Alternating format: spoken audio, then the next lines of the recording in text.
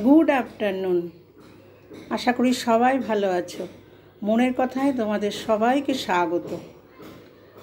দুপুরবেলায় সব কাজ টাজ হয়ে গেছে, একটু দরকারি কাজে বেরাবো। স্নান টান সেরে সব সেরে বেরাচ্ছি।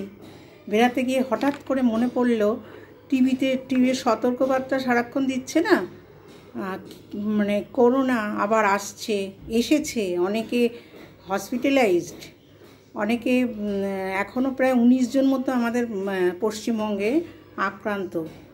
এগুলো শুনে না সেই সব দিনের কথা মনে পড়ে যখন পৃথিবী পুরো স্তব্ধ হয়ে গেছিল।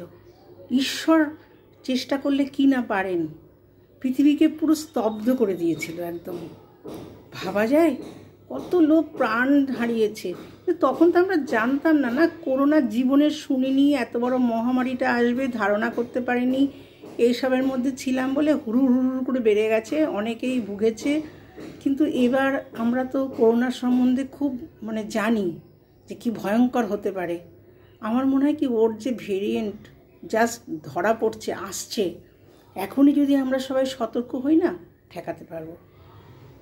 সতর্ক বলতে মাস্ক, স্যানিটাইজার, এগুলো যদি আর সারফেস থেকে না আসে, যেমন দুধের প্যাকেটটা নিয়ে এলাম, ওটাকে ভালো করে ধুয়ে তারপরে ফ্রিজে রাখলাম, সবজিগুলো এলো একটু ধুয়ে নিলাম, এগুলো যদি আমরা সতর্ক হই, আমার মনে হয় এবার আটকানো যেতে পারে বা আটকাতে পারবো, নিশ্চয়ই পারবো। ঈশ্বর মাঝে মাঝে পরীক্ষা নেন না।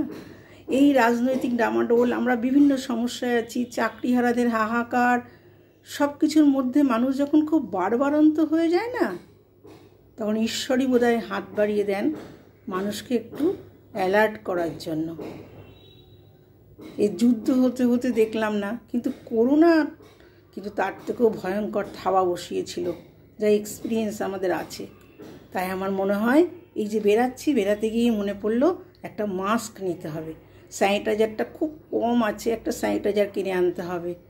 এই যে সতর্ক বার্তা, এটা যদি আমরা সবাই অ্যালার্ট হই, আমার মনে হয় এই মহামারীটাকে ঠেকাতে পারবো। সেই জন্যই মনে হলো একটা ভিডিও করি। বেরানোর আগের মুহূর্তে একটু ভিডিও করে নিলাম, তবে ঈশ্বরের কাছে প্রার্থনা করবো ওই রকম অবস্থা যেন না হয়।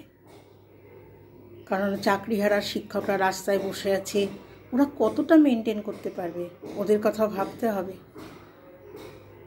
সব মিলিয়ে অনেক কথা বলে ফেললাম। তোমাদের যদি কারোর ভালো লাগে এই কথাগুলো, লাইক করো, সাবস্ক্রাইব যারা করোনি তারা করো, আর একটু শেয়ার করে দিও। হ্যাঁ, শেয়ার করে দিলে অনেকের কাছে আমার কথাগুলো পৌঁছাবে। ঠিক আছে, রাখি। সবাই ভালো থেকো, সাবধানে থেকো। হ্যাঁ, রাখছি।